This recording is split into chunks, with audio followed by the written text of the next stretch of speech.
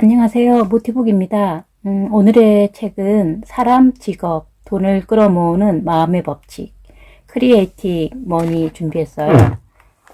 이 책은 경제적으로 힘든 상황에 처해 있는 또 모든 이들에게 매우 실용적이고 아주 유용한 그런 책인데요. 돈은 좋은 것도 나쁜 것도 아니다. 돈은 에너지일 뿐이다. 라고 하는데요. 요즘처럼 모두가 너무 힘든 상황이지만 또 이 책 속에서 여러분 모두 많은 그런 긍정 에너지를 얻어 가셨으면 합니다. 오늘은 9장 빠듯한 삶이 주는 기회 여러분과 함께 해보도록 하겠습니다. 나갈 돈이 많다고 걱정할 필요는 없다. 자신감을 잃는다거나 어떻게든 실패할 게 뻔하다는 좌절감도 금물이다. 이 같은 썰물 때는 미래의 번영을 믿는 것이 바람직한 처신이다. 세상 일에는 모두 주기가 있고 모든 일은 일시적인 것이다. 썰물이 있으면 일물이 있게 마련이다. 단기든 장기든 수입이 줄고 있다면 언젠가는 늘어날 때가 있다는 사실을 기억하자. 돈에 대하여 분명한 안목을 가지려면 썰물을 잘 이용하면 된다. 계속 자력을 발휘하면서 썰물이 어떤 유익을 줄지 생각해보자. 흐름이 변하는 데는 항상 원대한 이유가 있다. 이때는 평소보다 여유가 있을 테니 하고 싶었던 일을 하며 이 시기를 활용하면 된다. 지식을 습득하거나 사색을 즐겨도 좋고 답사나 오랫동안 고대하던 여행을 떠나도 좋다. 업무의 새로운 방향과 아이디어를 모색해보면 어떨까? 썰물을 벗어나는 길은 언제든 있게 마련이다. 아직 시도하지 않았지만 이때가 오기만을 기다려온 어떤 생각이 머릿속에 남아있을 것이다. 꿈과 비전은 무엇이며 정말 하고 싶은 일은 무엇인지 내면의 음성에 귀를 기울이자. 어려운 시기를 겪고 있다 해도 받고 있는 선물을 두고 감사하면 밀물은 더욱 급격히 밀려온다. 납부해야 할 공과금, 고지서보다는 지금 누리고 있는 풍요에 주안점을 두자. 재정난으로 어려움을 겪었던 과거와 비교해보면 당시와는 달리 강해진 힘과 변화한 삶을 느껴보자. 과거를 되새겨보면 썰물이 찾아온 후 자신이 얼마나 발전했는가를 깨달을 수 있을 것이다. 돈을 벌기 전에 써야 하는 경우도 있다. 사업이 되게 그렇다. 번영을 가져다 줄 무언가에 돈을 투자할 때 투자가 비즈니스의 보증이 되려면 수완이 좋아야 한다. 기대 수입과 필요한 바를 고려할 때 자신에게 정직해야 하며 기술과 지식 및 시장성을 잘 살피고 나서 판단해야 한다. 신규 사업을 추진하려면 멋진 사무실도 얻어야 하고 설비도 갖추고 직원도 고용해야 하는데 이 같은 비용을 감당할 만한 수완을 겸비하지 못했다면 어떻게 되겠는가? 대출을 염두에 두고 있다면 내면의 소리에 귀를 기울여 그것이 적절한 방책인지 다시 생각해보자. 장대한 도약에 충당할 빚이라면 부채보다 더 큰 돈이 유입될 것이다. 그런데 매월 생활비를 위해 융자를 받는 것이라면 경제적인 형편에 근본적인 문제가 있다는 방증이다. 임대료를 충당하기 위해 돈을 빌릴 수도 있지만 달이 바뀌면 또 내야 하는 것이 임대료다. 이런 경우는 대출 외에 대안을 모색하는 게 바람직하다. 수지 균형을 맞춘다거나 생필품을 구매한다거나 이유를 막론하고 돈을 빌렸다면 부채가 있다는 사실 때문에 풍요를 누리고 있다는 기분이 망가져서는 안 된다. 대출을 걱정하지 말고 매달 얼마라도 즐겁게 갚아나가자. 빚이 차차 줄면서 결국 전액을 상환하게 될 자신을 상상해보자. 빚을 걱정한들 달라지는 것은 아무것도 없다. 빚이 없는 편이 더 낫겠지만 걱정 대신 창조적인 아이디어에 정신을 몰입하지 않는다면 빚에서 해방될 수 없다. 당장 갚을 수 없다면 채권자와 계속 연락하는 것도 좋다. 갚을 의향이 있다는 점을 채권자에게 말해주는 것이다. 빚은 형편이 허락하는 만큼 갚아나가자. 아주 적은 돈이라도 좋다. 채권자는 이런 마음을 반가워야 할 것이다. 정기적으로 일정 액수를 갚아나간다면 얼마든 감사히 여길 것이다. 어느 가족은 가장이 실직한 탓에 매달 나가는 공과금조차 감당할 수 없게 되었다. 채권자들이 전화로 독촉해대자 아내는 전화나 초인종 소리에도 가슴이 철렁 내려앉았다. 가정 형편은 더욱 암울해졌다. 그러던 어느 날 어떤 사람이 찾아와서는 채권자를 만나 사정을 솔직히 털어놓으면 그들도 이해해 줄 거라고 기띔했다. 채권자는 대개 몸집이 큰 기관인지라 아내는 이를 선뜻 믿지 못했다.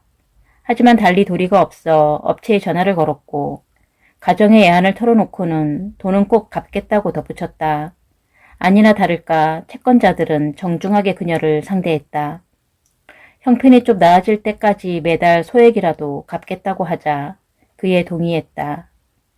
지금 안고 있는 부채를 전액 상환하고 싶다면 우선 갚아야 할 액수를 계산해보자. 빚을 두고 마음이 불안해진다면 자신을 용서하고 대출을 받았다는 것은 돈을 벌 능력이 있다는 증거라는 사실을 깨닫자. 빚이 변제된 미래를 마음속에 그려보자. 잔금 0, 전액 상환되었음 이라고 쓰인 고지서를 상상하자. 마지막 할부금을 갚는 자신을 그려보자. 최대한 실감나게 상상하며 그때의 기분을 만끽하자. 빚을 갚는데 얼마나 걸릴지는 걱정할 바가 아니다. 생각보다 빨리 상환하게 될 테니 말이다. 다음 할부금을 갚을 여력이 되면 가짜 수표에 총액을 써서 자주 볼 수 있는 곳에 붙여놓자. 빚을 상환해 나가며 자신을 믿어주는 채권자에게 감사와 사랑을 전하도록 하자. 사람들은 대개 통장 잔고로 자신의 가치를 매긴다. 그러나 모아둔 돈도 없고 빚만 지고 있어도 기술과 지식, 교육, 댐댐이, 경험 및 인맥 등의 가치가 있는 것이다. 지금껏 배우고 습득한 기술과 지식은 모두 수입의 원천이다. 과거의 기술과 경험이 자신의 순수 가치이며 이는 돈으로 바꿀 수도 있다. 보수를 받는다는 것은 곧 경험을 돈과 바꾼다는 뜻이다. 따라서 돈과 교환할 수 있는 경력을 쌓으면 수익을 창출하는 능력은 배가 된다. 지식과 기술과 경험을 적절히 사용하면 돈이라는 가치가 창출되며 이후 수익을 늘릴 수 있는 기술을 더 많이 습득하게 된다. 빚을 안고 있다 해도 아직 환전되지 않았을 뿐 우리에겐 대단한 가치가 있다.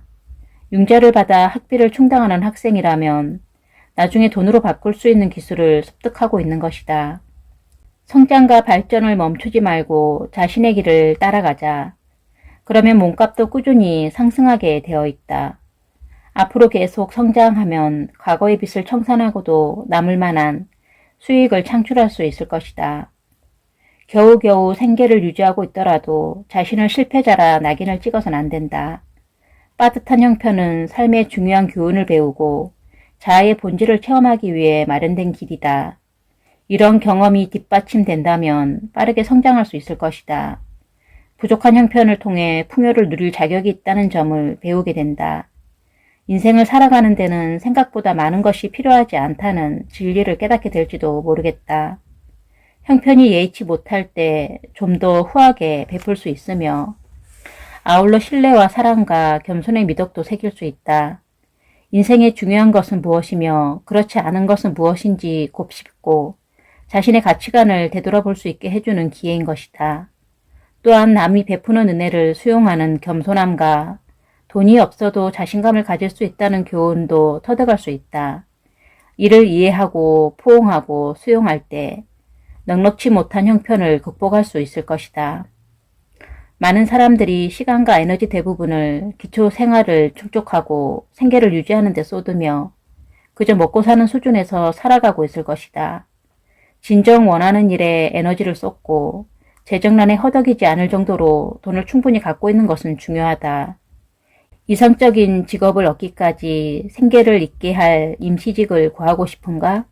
그러면 주변을 둘러보며 정직성을 해치지 않는 한도 내에서 생계에 보탬이 될 만한 가장 쉬운 일을 찾아보자. 물론 그 일은 자신의 역량을 10분 발휘해야 할 일도 아니고 가장 이상적인 직업이라고 생각되지도 않을 것이다. 그러나 직장 환경과 업무의 성격이 어느 정도 만족스럽다면 정말 원하는 일을 하기까지 기반을 마련하는 데 도움이 될 것이다. 돈 걱정은 창조성과 명석한 사고를 방해한다. 기초생활은 충족되어야 정말 원하는 일을 할 여건에 빨리 다다를 수 있다. 영혼은 직업의 타이틀에 관심을 두지 않는다. 직종을 막론하고 사랑으로 할 수 있다면 영혼은 성장하기 마련이다. 임시직이라고 해서 자신의 이상에 금이 간다고 생각할 필요는 없다. 먹고 사는데 빠듯하지 않아야 이웃을 효과적으로 도와줄 수 있다는 것을 깨닫게 될 것이다. 임시 직장에 뜻밖의 선물이 숨겨져 있을 수도 있다. 이를테면 누군가를 만날 수도 있고 훗날 보탬이 될 만한 기술을 익힐 수도 있다. 보이지는 않지만 정말 원하는 일로 도약하기 위한 중간 단계일지도 모른다. 임시직은 돈뿐 아니라 신선한 기술도 전수하며 적성에 맞는 일을 찾을 수 있는 기회를 제공하기도 한다. 인생에 쓸모없는 경험은 없다. 하다못해 단순 노동자로 이루어진 직장이라도 유익한 기술을 익힐 수 있다. 물론 임시직의 시간과 에너지를 모두 쏟아서는 안 된다. 좀 더 원대한 목표를 위해 자신을 채비할 여력은 남겨놓자. 그저 돈을 벌기 위해 하는 일을 자신과의 타협으로 여기는 까닭에 차라리 쪼들리며 사는 편이 낫다고 여기는 사람도 덜어 있다. 그들은 정말 하고 싶은 일이 아니면 손을 대지 않으려는 타입이라 그렇게 되기 전까지는 넉넉히 살지 못하더라도 불만을 뿜지 않는다. 남의 생각은 별로 중요하지 않으니 그에 휘둘릴 필요는 없다. 정말 원하는 일을 하기 위해 시간을 낼 만큼 기초생활에 어려움이 없다면 그것으로 족하다. 인생의 모양은 나선형을 이룬다. 각 단계를 오를 때마다 방금 지나온 곳을 보다 높은 시각으로 볼 수 있다. 사람은 주머니가 섭섭할 때 많은 교훈을 배우고 그 교훈은 훗날 수입이 차곡차곡 쌓일 때 이를 관리하는 비결을 일러준다. 불황에서 벗어나고 싶다면 소박하게 살고 지출을 줄이면 된다. 장미 덩굴은 겨울이 되면 가지가 잘려나가는 아픔을 견딘다. 봄에 더욱 강하게 자라기 위해서다. 경제적인 난간은 도움이 되지 않는 것을 정리하는 지혜를 터득하는 계기가 된다. 필요한 돈을 어디서 구해야 할지 막막할 때가 있는가 하면 경제적 어려움을 타개해 나갈 방편이 앞에 있는데도 이를 선뜻하지 못할 때도 있다. 그러나 두려움은 생각보다 훨씬 다루기 쉬운 감정이다. 두려움을 떨쳐버리려면 그러고자 하는 의지를 갖는 것이 무엇보다 중요하다. 한 가지 요령은 자신이 두려워하는 대상을 분명히 의식하는 것이다. 돈 때문에 그 두려움을 느낀다면 이렇게 자문해보자. 다음 달에 공과금을 내지 못할 때 벌어질 수 있는 최악의 상황은 무엇인가? 답이 떠오르면 그에 해당하는 상황을 두고 같은 질문을 던져라. 그럴 경우 벌어질 수 있는 최악의 상황은 무엇인가? 그러다 보면 가장 근본적인 두려움과 맞닥뜨리게 될 것이다. 최악의 상황이 실직이나 텅 빈 지갑이나 혹은 배고픔이라면 그 두려움에 맞서야 한다. 무엇을 두려워하는지 확실히 의식할 때 비로소 그것을 바꿀 수 있다. 두려움을 휘어잡고 나면 적절한 조치가 드러나고 이를 행동에 옮길 능력이 생기게 된다. 두려움과 마주쳤을 때는 그것을 자신보다 크게 만들어서는 안 된다. 최악의 상황을 파악하고 나면 그 상황을 제어할 수 있다는 자신감이 생기고 최악의 지경에 이르는 경우는 거의 없다는 점도 아울러 깨닫게 될 것이다. 한 여성은 창업을 꿈꾸고 있었다. 하지만 남에게는 비밀로 해두었다. 두려웠기 때문이다. 그녀는 사업을 시작한다면 벌어질 수 있는 최악의 상황은 무엇일까 자문해 보았다. 그러자 월급을 챙길 수 없을지도 몰라. 사업이 안 되면 보수는 꿈도 꾸지 못할 거야. 라고 답변했고 그에 따른 최악의 상황은 무엇일까? 라는 물음에는 집세를 내지 못하면 집에서 쫓겨나겠지? 아이들이 굶을지도 몰라. 라는 회의가 고작이었다. 재차 묻고 떠오른 결론은 차라리 죽음을 바라게 될 거야 였다. 그러나 두려움의 정체를 의식한 그녀는 그렇게 될 가능성이 매우 희박하다는 점을 깨달았다. 적어도 부모와 형제자매가 먹을 것 정도는 챙겨줄 거라고 믿었기 때문이다. 가장 두려운 대상을 의식의 표면으로 꺼내자 힘이 솟구쳤다. 두려워하는 자아의 반대편에는 해낼 수 있다는 것을 알고 있는 또 다른 자아가 존재한다. 최악의 상황을 염려하지 말고 최선의 상황을 기대하자. 두려움은 평생 매만져야 할 영역인 동시에 부정적인 에너지를 긍정적인 것으로 바꾸는 장소를 대변한다. 두려움을 향해 의식의 빛을 비추면 두려움은 힘을 잃는다. 두려움은 의식 밑에 숨어 있을 때만 길을 방해하는 걸림돌이 된다. 두려움을 의식하고 나면 이를 극복하는 방법을 찾을 수 있다. 인생의 고난이 되풀이된다면 그에 주시하고 이면에 숨어있는 두려움을 찾아내어 의식의 빛을 비추자. 그야말로 자신에게 줄 수 있는 최고의 선물이 될 것이다. 두려움에서 해방될 때 가능성은 열리게 되어 있다. 두려움 뒤에는 자신의 됨됨이와 역량을 둘러싼 통찰력이 감춰져 있다. 두려움을 극복하면 성장과 잠재력의 문이 열린다. 두려움을 영혼의 빛으로 옮기는 것도 좋은 방법이다. 이상적인 자아에게 두려움을 호소하고 치유를 요청하자. 이상적인 선에 유익하지 않은 것이라면 피할 수 있도록 도움을 청하는 것이다. 두려움의 근원을 들여다보며 내면의 안내에 따라 두려움을 극복할 수 있는 길을 발견하게 될 것이다. 우리는 두려움이 아니라 이를 경험하고 있는 존재다. 무섭다 말고 두려움이 나를 지나가고 있지만 언제든 놓아버리면 그만이야 라고 말해보자. 두려움을 느끼는 주체는 내면의 일각에 지나지 않기 때문이다. 두려운 마음에 사랑을 보내고 떨고 있는 아이에게 그러듯 그 마음을 안심시킨다면 강한 자아를 의식하고 그와 연결되는 법을 배울 수 있다. 전하려는 메시지는 무엇이며 주의를 기울여야 할 점은 무엇인지 두려움에게 물으라. 두려움을 사랑하고 이를 발산하고 나면 당연히 누려야 할 풍요의 권리에 훨씬 빨리 다가갈 수 있을 것이다. 언어는 중요하다.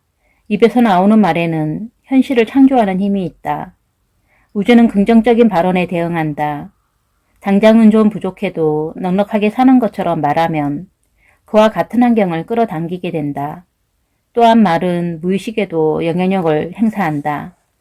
무의식은 그 말을 실현하기 위해 곧장 가동된다. 돈이 좀 부족한걸?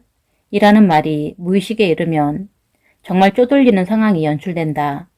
이걸 어떻게 사겠어? 라 푸념하지 말고 지금은 살 때가 아니야 라고 바꾸어 말하면 좋다. 사업 실패나 재정적인 어려움은 타인에게 발설하지 않는 편이 낫다. 당장 돈이 없어도 불평은 금물이다. 대신 꿈과 비전을 비롯하여 만족스러운 삶의 단면을 이야기하라. 미래를 얼마나 긍정적으로 전망하는지 공개해도 좋다. 가난한 형편은 강조하지 말고 자신감과 자부심을 역설하자. 자신을 두고 잘나가고 넉넉한 사람이라고 소개하면 긍정적인 이미지가 상대방에게 각인되고 이는 언제든 유리하게 작용할 것이다. 돈이 없어도 있는 사람처럼 대화해야 한다.